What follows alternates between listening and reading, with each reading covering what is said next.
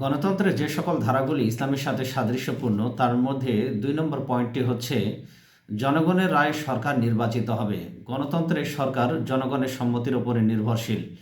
রাষ্ট্রের জনগণ প্রত্যক্ষভাবে ভোটাধিকার প্রয়োগের মাধ্যমে তাদের শাসক নির্বাচিত করে এবং শাসকের ওপর নিজেদের আস্থা প্রকাশ করে। ইসলামেও সরকার জনগণের রায় ও মতামতের ভিত্তিতে নির্বাচিত হয়।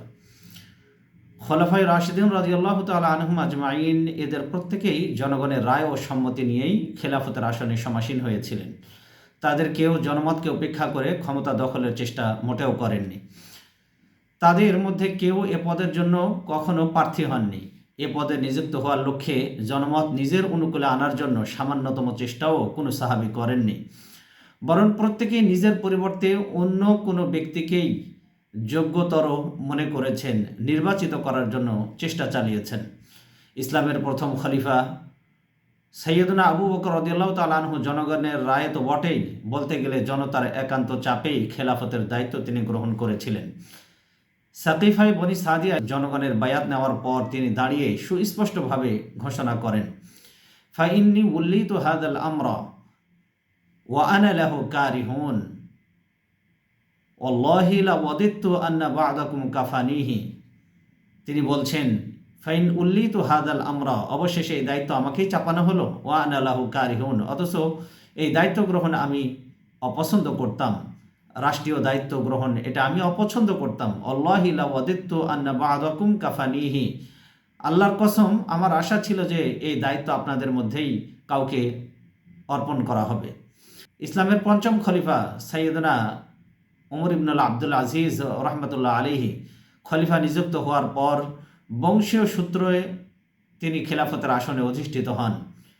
আর বংশীয় সূত্রে যেহেতু তিনি খেলাফতে সম্মুখীন হওয়া নিজের জন্য পছন্দনীয় মনে করলেন না, তাই তিনি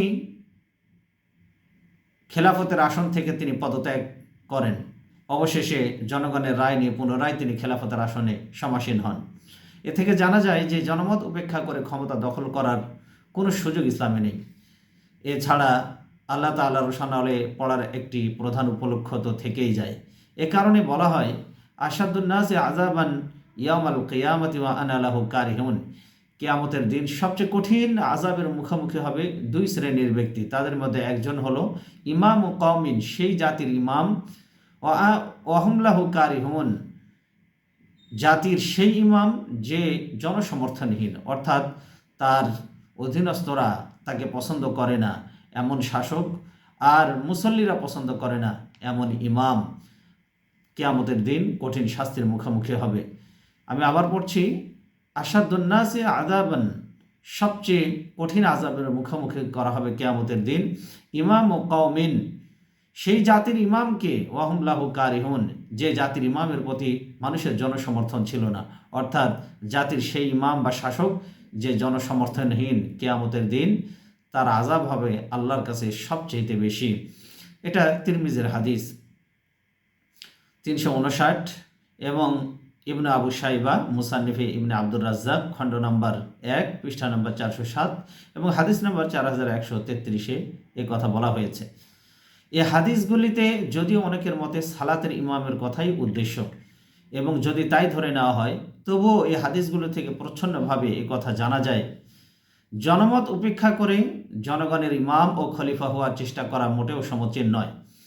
দ্বীনের দায়িত্বগুলোর মধ্যে সালাতের ইমামত হলেও একটি গুরুত্বপূর্ণ দায়িত্ব। একে ইমামতে সুগরা বা ক্ষুদ্রতম নেতৃত্ব বলা হয়। পক্ষান্তরে রাষ্ট্র ও সরকার পরিচালনার দায়িত্বকে ইমামতে কোবরা বা বৃহত্তম নেতৃত্ব বলা হয়ে থাকে। এ কারণে এই দায়িত্ব পালনকারী ব্যক্তি যেহেতু দ্বীনের রক্ষণাবেক্ষণ এবং দ্বীনের আলোকে দুনিয়া পরিচালনার কাজে রসুল সাল্লাল্লাহু আলাইহি সাল্লামের প্রতিনিধিত্ব করেন, তাই তাকে খলিফা বা প্রতিনিধি বলা হয়। ইমামতে সুগরা যদি জনগণের সমর্থন ছাড়া জায়েজ না হয়, তাহলে জনগণের সমর্থন ছাড়া ইমামতে কোবরা জায়েজ হওয়ার তো প্রশ্নই আসতে পারে না। সাইয়েদনা ওমর রাদিয়াল্লাহু তাআলা আনহু তিনি বলেন, মান বাইআ রাজুলান মিন গায়রি মাশওয়ারাতিন মিনাল মুসলিমিন, যদি কেউ মুসলমানদের সাথে পরামর্শ ছাড়া কোনো ব্যক্তির হাতে শাসক হিসাবে আনুগত্যের শপথ করে, নবীজি সাল্লাল্লাহু আলাইহি সাল্লামের এই সাহাবী ওমর রাদিয়াল্লাহু তাআলা আনহু তিনি বলছেন, ফালা ইউতাবাউ, তাহলে তার আনুগত্য তাহলে তা মেনে নেওয়া হবে না। ওয়ালাল্লাযী তাবাআহু, যার কাছে বায়াত গ্রহণ করা হলো সেও আনুগত্য পাওয়ার দাবিদার হয়ে যাবে না। অর্থাৎ কেউ যদি মুসলমানদের পরামর্শ ছাড়া কোনো ব্যক্তির হাতে বায়াত বা শাসক হিসাবে আনুগত্যের শপথ গ্রহণ করে তাহলে তা মেনে নেওয়া যাবে না, এবং যার কাছে বায়াত করা হলো সেও আনুগত্য পাওয়ার দাবিদার হয়ে যাবে না। সাইয়েদনা ওমর রাদিয়াল্লাহু তাআলা আনহু তার এ কথা থেকে সুস্পষ্টভাবে প্রমাণিত হয় মুসলমানদের পরামর্শ গ্রহণ ও সমর্থন ছাড়া কারো হাতে খেলাফতের বায়াত গ্রহণ করা মোটেও বৈধ নয়।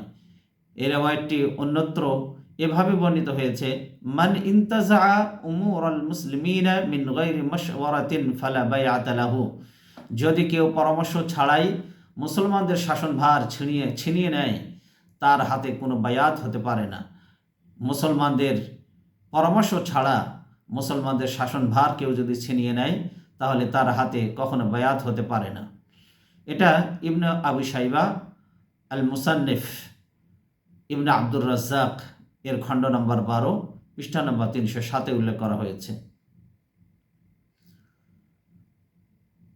নবীজি সাল্লাল্লাহু আলাইহি ওয়াসাল্লাম তিনি আরো বলছেন, মান দাআ ইলা ইমারাতি নাফসিহি আও গায়রিহি মিন গায়রি মাশওয়ারাতিন মিনাল মুসলিমিন ফালা ইয়াহিল্লু লাকুম ইল্লা আন তাকতুলু, যে ব্যক্তি মুসলমানদের পরামর্শ ছাড়া নিজের অথবা অপর কোনো ব্যক্তির নেতৃত্বের দিকে আহ্বান জানাবে, এইরূপ ক্ষমতালিসু বা চক্রান্তকারী লোককে হত্যা করা ছাড়া তোমাদের জন্য আর অন্য কোনো পথ খোলা নেই।